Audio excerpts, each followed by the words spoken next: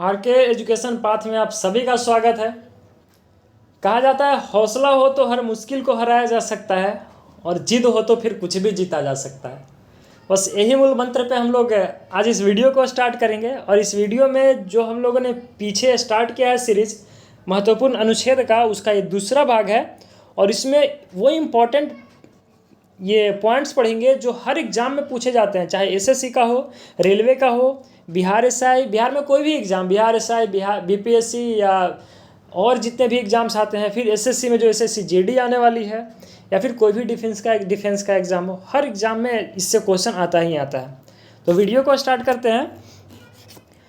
इसके पहले हम लोगों ने पढ़ा भाग 1 पढ़ा जिसमें भारत की चर्चा है, और फिर उसके बाद भाग 2 पढ़ा जिसमें नागरिकता की चर्चा है। उसके तहत मैंने आपको बताया था कि ये अनुच्छेद 9 में के तहत अगर आप दूसरे देश की नागरिकता लेते हैं तो भारत की नागरिकता अपने आप समाप्त हो जाती है।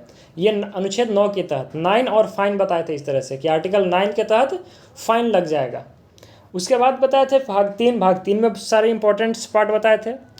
भाग 3 में ही अब है सबसे लास्ट बताए थे 21 क, जिसके तहत ये किसी बच्चे को 6 से 14 वर्ष के बीच तक उन्हें शिक्षा अनिवार्य है। ठीक है, ये संशोधन करके जोड़ा गया था। आगे देखते हैं अनुच्छेद 23। इसे मानव तस्करी और बालात श्रम पर प्रतिबंध है। आप मानव तस्करी नहीं कर सकते हैं। अक्सर देखा जाता है कि छोटे शहरों से लोगों को ले जाकर गुमराह करके और बड़े शहरों में लेके जाया जाता है, नौकरी के नाम पर नौकरी दिया जाएगा, ये किया जाएगा। उसके बाद उनकी खरीद फरोख्त होती है, जनरली बच्चों की या लड़कियों की, ऐसा ज़्यादा केस आता है। तो उनका खरीद फरोख्त ना हो इसके लिए मनाही है, ये अनुच्छेद 23 में बताया गया है। वहीं एक बालात श्रम पर प्रतिबंध, जो गांव में पहले ऐसा अक्सर गांव में देखा जाता था, बंधुआ मजदूरी होती थी, तो उस पर प्रतिबंध, ये सारे अनुच्छेद 23 में है। वहीं अनुच्छेद 24 की बात आती है तो अनुच्छेद 24 में कहा गया है कि कोई भी इंडस्ट्रीज हो, कोई भी कारखाना हो, वहाँ 14 वर्ष से कम उम्र के बच्चे काम नहीं कर सकते हैं। ये सख्त मनाही है, ये कानूनन अपराध है। ये अनुच्छेद 24 में कहा गया है कि 14 वर्ष से कम उम्र के बच्चे वहाँ काम नहीं कर सकते हैं। अभी हम लोगों ने पढ़ा था 21 का में क्या पढ़ा था कि 6 से 14 वर्ष के बच्चों के लिए, 21 का में 6 से 14 वर्ष के बच्चों के लिए शिक्षा अनिवार्य है। तो जब वहाँ पे शिक्षा अनिवार्य है तो फिर यहाँ पे 14 वर्ष से कम के लिए फैक्ट्री में काम वो कैसे कर सकता है। और वही याद करने का तरीका है कि 14 वर्ष से कम उम्र के बच्चों को 24 घंटे फैक्ट्री में काम करवाया गया। कितना? 24 घंटे फैक्ट्री में काम करवाया गया 14 वर्ष से कम उम्र के बच्चों को। तो 24 घंटे से आर्टिकल 24 हो जाएगा। वहीं अनुच्छेद 25 बहुत इंपॉर्टेंट, हमेशा पूछा जाता है एग्जाम में। अंतःकरण की स्वतंत्रता, अनुच्छेद 25 क्या है? अंतःकरण की स्वतंत्रता यानी फ्रीडम ऑफ कॉन्शियंस, या धर्म को मानने का अधिकार या प्रचार का अधिकार। कोई भी धर्म आप मान सकते हैं, किसी भी चीज़ का, किसी भी धर्म का आप उनके आइडियोलॉजी, जो भी उनके सिद्धांत हैं, उनको आप प्रचार कर सकते हैं। ये सारे अनुच्छेद 25 में कहे गए हैं। आप देखिए, होली हो, दिवाली हो, या फिर ईद हो, या क्रिसमस हो, मतलब सारे धर्म के लोग हर त्यौहार को मनाते हैं। दिवाली जब आती है तो सारे लोग पटाखा फोड़ते हैं। हमारा एक दोस्त है, उसका जॉब लगा, और जॉब लगने के ठीक 2 महीना बाद दिवाली का पर्व आया। गया वो, जब जैसे ही वो वहाँ से आया जॉब से, तो वो मतलब 6-7 हज़ार का वो पटाखा लेके आया अपना, और बहुत घमंड कर रहा था, आज मैं इतना पटाखा लेके आया हूँ, हम इतना पटाखा लेके आए हैं। और हम लोग का था 100-200 का पटाखा ले लेते थे, हो गया, उतना में ही खुश हैं। अब वो तो आया 6-7 हज़ार का, 7 हज़ार का पटाखा लेकर। अब हम लोग सब जितना भी थे दोस्त, अब कहे कि भाई तो इतना का पटाखा लेके आ गया, ये पूरा रात छोड़ते रह जाएगा। अब उधर से लेके आया, झोला में लेके आया, शाम को सारे लोग एक जगह मिलकर पटाखा छोड़ते थे। झोला में लेकर आया, पूरा भर झोला लेके आ गया पटाखा। 7 हज़ार का पटाखा था, भर झोला लेके आ गया। तब तक एक लड़का क्या किया कि एक पटाखा जला के और उसके झोला में डाल दिया। अपने आप उस सारा पटाखा उसका जो था सारा अपने आप फूट गया, उसको फोड़ने की ज़रूरत भी नहीं पड़ी। बेचारा वो देखते रह गया कि हुआ क्या है, मेरा सारा 6-7 हज़ार था सारा स्वाहा हो गया। तो यही कहा गया है कि मतलब सारे लोग इंजॉय करके मनाते हैं, हर चीज़ को इंजॉय करते हैं यहाँ पे। तो और इंजॉय कर सकते हैं, उनको कोई रोक नहीं सकता है। ये अनुच्छेद 25 में कहा गया है कि कोई भी धर्म हो, उसको आप फॉलो कर सकते हैं, उसके सिद्धांत को आप मान सकते हैं, अनुच्छेद 25 में कहा गया है। आगे बढ़ते हैं, अनुच्छेद 32, ये बहुत इम्पोर्टेंट है। आर्टिकल 32, ये बाबा साहेब भीमराव अम्बेडकर जो है, इन्हें संविधान की आत्मा बोला गया है उनके द्वारा। इसमें कहा गया है कि जब जो भी अभी हम लोगों ने भाग 3 में जो पढ़ा, ठीक है, मूल अधिकार, अगर मूल अधिकार किसी में एक में भी अगर कोई भी रोकता है, कोई भी उसको फॉलो नहीं करता है, तो उसके खिलाफ आप डायरेक्ट सुप्रीम कोर्ट में जा सकते हैं। ना तो डिस्ट्रिक्ट कोर्ट, ना तो हाई कोर्ट, डायरेक्ट आप सुप्रीम कोर्ट में जा सकते हैं। ठीक है, पता चलेगा कि अगर ऐसा व्यवस्था रहता कि पहले डिस्ट्रिक्ट कोर्ट में जाना है, डिस्ट्रिक्ट कोर्ट में गया, उसका सुनवाई आते आते तक हो गया 10 साल, उसके बाद आगे हाई कोर्ट में क्लेम हो गया केस, हाई कोर्ट में गए, वहाँ भी आ गया तो सुप्रीम कोर्ट में क्लेम हुआ। अब सुप्रीम कोर्ट में आते आते तक उसका जो रिजल्ट है, आते तक लोग दादा और दादी बन जाएगा उस हिसाब से। तो उसके लिए क्या कहा गया कि डायरेक्ट आप अनुच्छेद 32 के तहत यूज करके आप सुप्रीम कोर्ट में डायरेक्ट जा सकते हैं और वहाँ पे जाके अपनी समस्या को डायरेक्ट बता सकते हैं कि ऐसा है। और उसके तहत अनुच्छेद 32 के तहत क्या है, सुप्रीम कोर्ट रिट जारी करेगी। 5 तरह की रिट सुप्रीम कोर्ट जारी कर सकते हैं अनुच्छेद 32 के तहत। ठीक है, आगे है भाग 4 यानी आर्टिकल 36 से लेके 51, अनुच्छेद 36 से लेके 51 तक। सबसे पहले मैं आपको ये क्लियर कर दूं कि अभी जो हम लोग भाग 3 पढ़े हैं, भाग 3 का कोई भी अगर आर्टिकल, अगर अनुच्छेद में उल्लंघन हुआ, अगर कोई इंसान नहीं माना उस अनुच्छेद को, तो फिर वहाँ डायरेक्ट उसके खिलाफ सुप्रीम कोर्ट जाया जा सकता है। लेकिन भाग 4 में जो आया है, भाग 4 में जितने भी चीज़ बताए गए हैं 36 से लेकर 51 तक, अगर उसमें कोई राज्य उसको फॉलो नहीं करता है या कोई उसको फॉलो नहीं कर रहा है राज्य, तो फिर आप उसके खिलाफ अदालत में नहीं जा सकते हैं। ये दोनों में डिफरेंस याद रखिएगा। भाग 3 में आप डायरेक्ट सुप्रीम कोर्ट जा सकते हैं और भाग 4 में एकदम उसको डायरेक्ट नीचे गिरा दिया, फर्श से लेके, मतलब अर्श से लेके फर्श पे ला दिया उसको, कि आप भाग 4 के तहत जो भी है आप अदालत में नहीं जा सकते हैं। बस ये बताया गया है कि हाँ, आप को ये चीज़ मिलेगी, अगर सरकार देती है तो ठीक है और नहीं देती है तो भी ठीक है। ठीक है, देती है तो ठीक है, नहीं देती है तो और ठीक है। बस यही चीज़ है कि आप भाग 4 के तहत अदालत में नहीं जा सकते हैं। अब देखिए क्या है इसमें भाग 4 में। तो भाग 4 में कहता है, सबसे पहले 36 से स्टार्ट होता है। 36 में इसका परिभाषा दिया गया है। DPSP, directive principle of state policy, ये जो है ना, DPSP directive principle of state policy है। इसमें जितने भी ये भाग में जो है आर्टिकल्स, राज्य के नीति निर्देशक तत्व। ठीक है, अब अनुच्छेद 36 में तो उसकी परिभाषा है, राज्य के नीति निर्देशक तत्व की परिभाषा है, DPSP जिसको शॉर्ट में बोलते हैं, directive principle of state policy. तो अनुच्छेद 37 में अब क्या कहा गया है कि आप DPSP किसी भी अदालत द्वारा लागू नहीं किया जा सकता। मतलब कोई भी अदालत में जाकर उसके खिलाफ आप कंप्लेन नहीं कर सकते हैं कि ऐसा नहीं किया जा रहा है, यानी कि वहाँ पे आप ये वाद योग्य नहीं है। वही है कि the provision content in part 4 shall not be enforceable by any court, कोई भी कोर्ट के द्वारा वो इन्फोर्सेबल नहीं है। ये अनुच्छेद 37 क्लियर हो गया। 37 के बाद एक गैप करते हैं, 39 इंपॉर्टेंट है। 38 गैप करके 39, ये 39 इंपॉर्टेंट है, 39 इंपॉर्टेंट है। ये कैसे? 39, समान कार्य के लिए समान वेतन।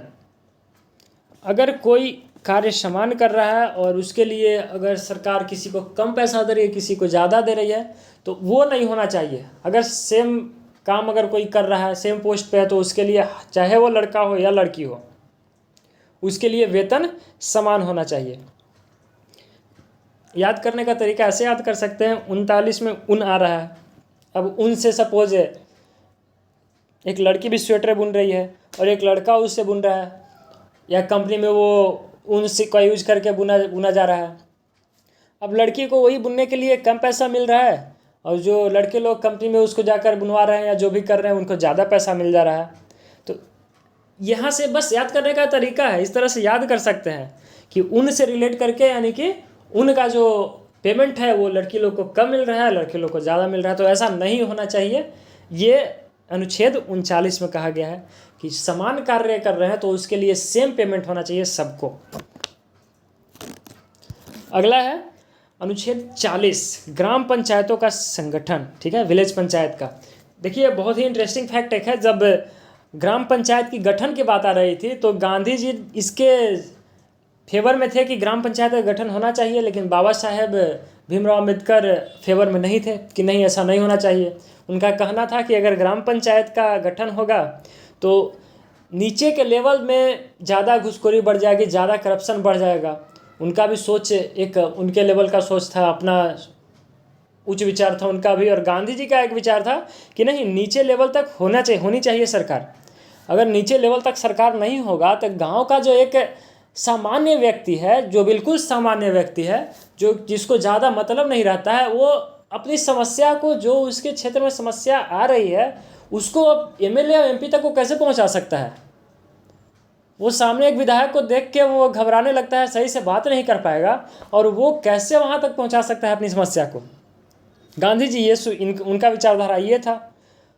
उनका कहना था, अगर उनका बस ये था कि ठीक, ये बात भी ठीक है, अगर एक एमएलए एमपी को बोलना हो तो एक गांव का सामान्य व्यक्ति बोलने में हिचकता है, नहीं वो ये क्लियरली बोल पाएगा।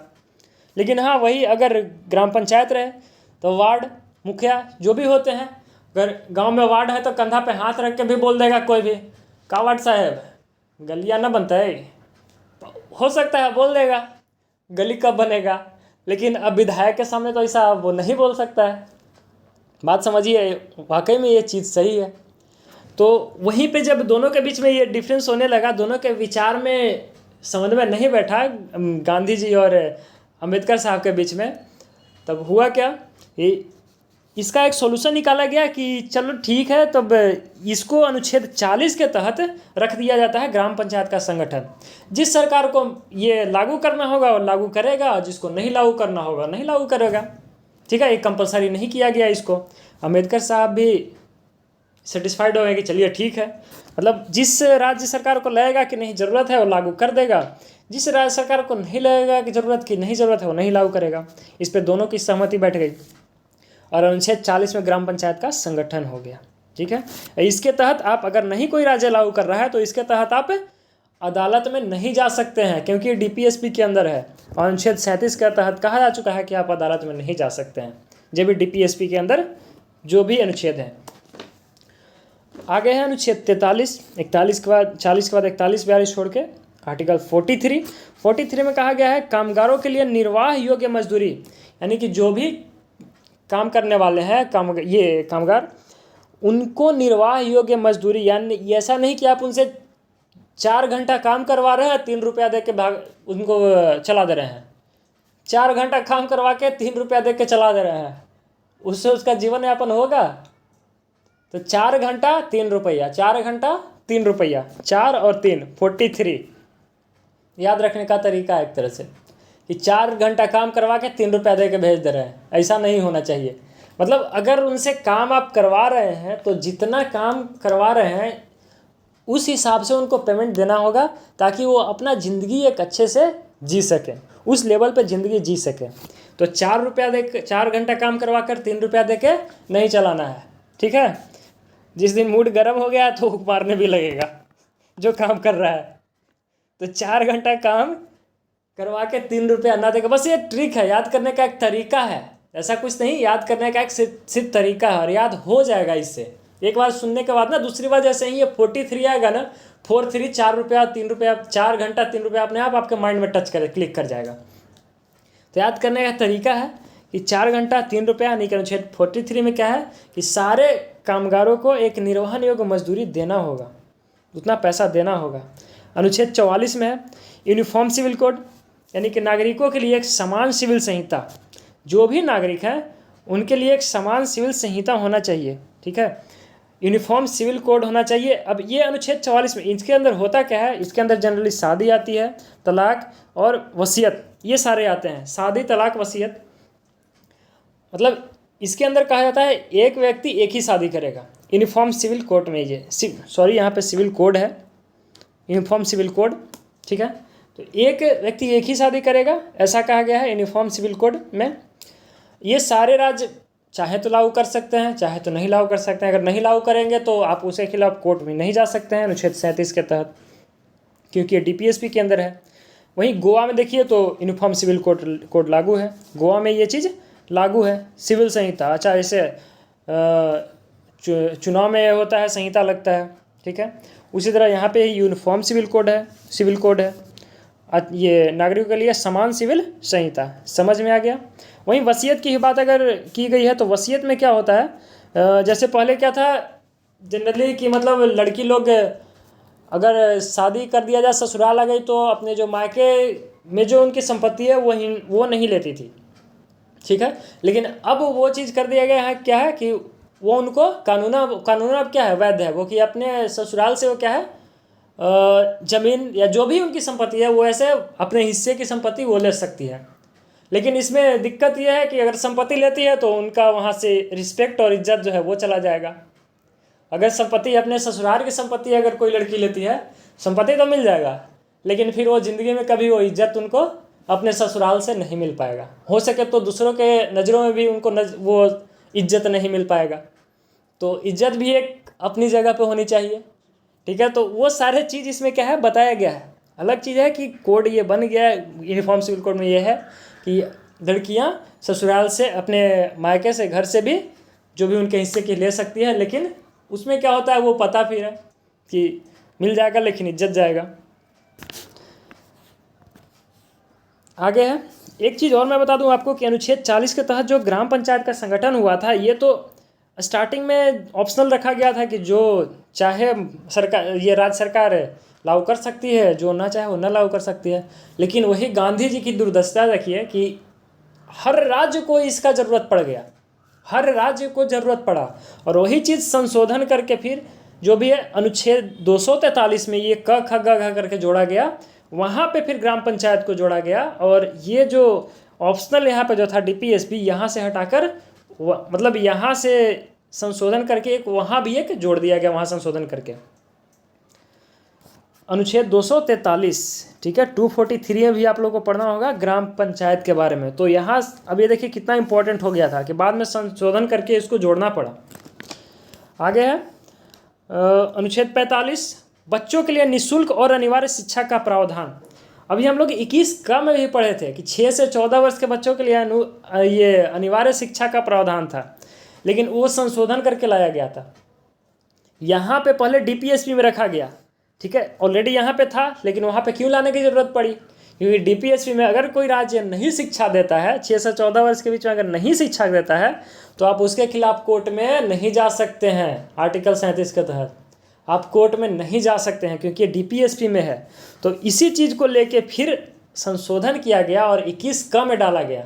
और 21 क कहाँ है, भाग 3 में है। अगर वहाँ पे गड़बड़ी हुआ तो सुप्रीम कोर्ट बैठा हुआ है डंडा लेकर, जहाँ भी गड़बड़ी हुआ सुप्रीम कोर्ट में बंदा पहुँच जाएगा डायरेक्ट 32 का प्रयोग करके, और सुप्रीम कोर्ट 32 का प्रयोग करके क्या है, रिट जारी कर देगी। तो इसीलिए फिर उसको 21 क में रखा गया। यानी कि अनुच्छेद 45 में क्या है कि 6 से 14 वर्ष के बच्चों के लिए फ्री और कंपलसरी एजुकेशन है। वहीं 0 से 6 वर्ष के बच्चों के लिए भी क्या है, वहाँ पे स्वास्थ्य के लिए उसका ध्यान रखा जाए। अनुच्छेद 47, इसमें कहा गया है कि लोगों के पोषण आहार स्तर और जीवन स्तर को ऊंचा करना और लोक स्वास्थ्य में सुधार। यानी कि जितने भी यहाँ पे क्या है, raise the level of nutrition and standard living to improve the public health. यानी कि उनके जो standard of living of standard है, ये उनको क्या है ऊंचा करना। ये अनुच्छेद 47 में दिया गया है। उनको आहार मिलना चाहिए उतना, ताकि वो उनको सही से एक जीवन यापन हो सके, ठीक है। वो भोजन उनको मिलना चाहिए सही से जीवन यापन करने के लिए, ठीक है। तो अनुच्छेद 47 में है। वहीं एक गैप करके अनुच्छेद 49 में क्या कहा गया है कि राष्ट्रीय महत्व के स्मारकों, स्थानों और वस्तुओं का संरक्षण, टू प्रोटेक्ट कल्चरल हेरिटेज। यानी कि जितने भी राष्ट्रीय महत्व के स्मारक है, चाहे लाल किला, ताजमहल, जितने भी सारे हैं यहाँ पे, सबको क्या संरक्षण करना, जितने भी स्थान हैं उनका संरक्षण करना, जितने भी राष्ट्रीय महत्व की वस्तुएं हैं उनको संरक्षण करना, ये अनुच्छेद 49 में दिया गया है। अब याद करेंगे कैसे, तो सपोज कोई राष्ट्रीय स्मारक है जो जिन्हें संरक्षण करना है, उसके लिए चंदा लोग करने लगा, सारे लोग के पास चंदा इकट्ठा होने लगा, कोई 101 दे रहा है, कोई 51 दे रहा है, कोई 1001 दे रहा है। एक बंदा एक के पास जाएगा 51 देने के लिए, अब वो 51 की जगह 49 रुपया दे रहा है, बोल रहा है 2 रुपया वाला छुट्टा खत्म हो गया, 2 रुपया नहीं है हमारे पास। तो 51 की जगह क्या दे रहा है, 49 रुपया दे रहा है। और हो किसके लिए चंदा रहा था, राष्ट्रीय महत्व के स्मारक, जितने भी स्थान है, जो भी वस्तु उनके संरक्षण के लिए। ये बस याद करने का एक तरीका है। तो चंदा उसके पास मांगने जाया गया तो वो 51 की जगह 49 रुपया दिया। तो बस अनुच्छेद 49 में राष्ट्रीय महत्व के स्मारकों की और स्थानों की क्या है, संरक्षण। आगे है अनुच्छेद 51, अंतर्राष्ट्रीय शांति और सुरक्षा को बढ़ावा देना। मतलब अंतर्राष्ट्रीय जो भी है, इंटरनेशनल पीस है और सिक्योरिटी है, उसको बढ़ावा दिया जाए, ये आर्टिकल 51 में कहा गया है। और होना भी चाहिए ऐसा, ताकि पूरी दुनिया में शांति बना रहे। क्योंकि अगर शांति नहीं रहता है तो कोई भी इंसान या कोई भी देश स्टेबल नहीं रहता है। चाहे वो कोई भी देश की बात एग्जाम्पल ले लीजिए, अगर वहाँ पे शांति है तो वो देश स्टेबल है। हमारा भारत देश शांति है, देश स्टेबल है। लेकिन वही अगर कोई ऐसा देश जहाँ पे शांति नहीं है तो वो देश कभी स्टेबल नहीं होगा। तो वही चर्चा अनुच्छेद 51 में कहा गया है कि अंतर्राष्ट्रीय शांति और सुरक्षा को बढ़ावा देना। तो हमारा यहाँ पे अब ये जो अनुच्छेद 51 है, अनुच्छेद 51 तक समाप्त हुआ, यानी कि भाग 4 समाप्त हो गया है। भाग 4 तक हम लोगों ने इंपॉर्टेंट आर्टिकल्स को देख लिया। अब नेक्स्ट वीडियो में इससे आगे देखेंगे। तब तक के लिए जय हिंद। अगर वीडियो अच्छा लगे तो शेयर और सब्सक्राइब कीजिए।